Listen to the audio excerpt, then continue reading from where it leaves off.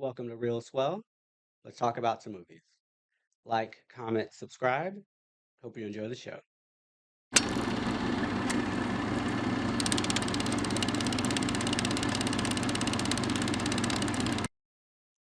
Just got home from seeing Honey Don't, starring Margaret Qualley, Chris Evans, and Aubrey Plaza. And it is the second of a trilogy by Ethan Cohen, co-written with his wife, about Honey Donahue.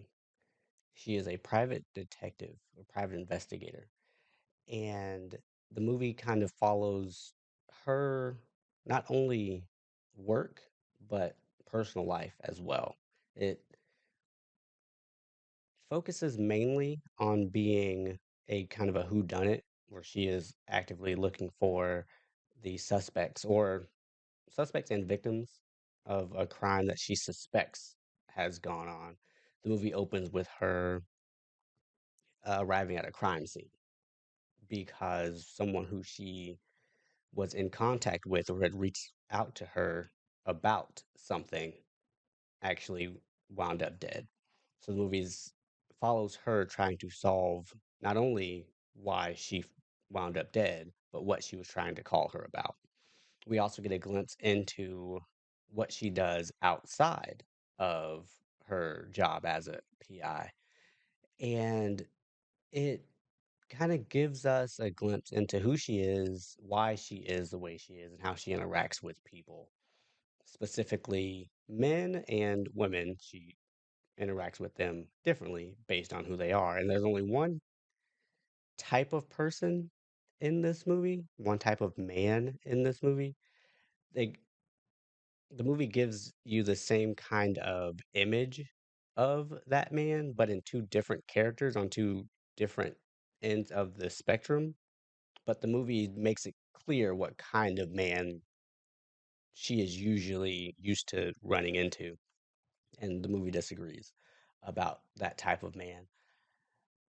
Now, what was interesting about this movie to me is something also that I'm not sure I could articulate. There are two stories going on in this movie, and neither of them have anything to do with each other except tangentially. It takes this crime that's been committed and passes judgment on someone else also committing crimes, finding them guilty and then punishing them for it. It's kind of a karma or a universe acting on behalf of justice in this way. So when the movie was beginning to wrap up, there are a lot of these questions that I had. Why did that person have to die? What was that person actually being judged for? Like, what the bad things they were doing in this movie, they're not held accountable for directly. It's just that they were in the way of the other story and they got punished, quote unquote, but because wrong place, wrong time. But at the same time, they were terrible people and needed to go anyway.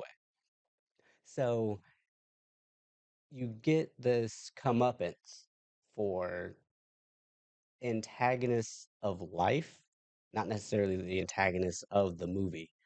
But again, because of the kind of people they were, they deserved a comeuppance, and it just came in the form of because of something else that was going on, they just got caught up in it. Now, I haven't seen the first of these movies. It's Drive Away Girl. I may have just made that up. But this is a trilogy that Ethan Cohen is working on. And I'm curious when the third one will be coming out. And I do need to go back and watch this or the first one. But I would say overall, I enjoyed the movie. But again, there's probably a lot of things that need to be filled in for me, probably in that first movie that would kind of tie all of this together. So I would say it's a good watch. It's an hour and a half long. I think that the script was pretty tight. I didn't really, the plot holes that I thought were there are again filled in indirectly by the other plots happening. Like it's all confined into one story. And if each story is treated independently, you'll find plot holes. But indirectly, the movie does, in fact, tie in with itself. And that was something that it took me a minute to really understand what they had woven with each storyline and with each character. But it's pretty good. Thank you for coming to this screening of Real Swell. I hope you enjoyed. As you head out, I've got three things to ask of you. Number one, pick up your trash.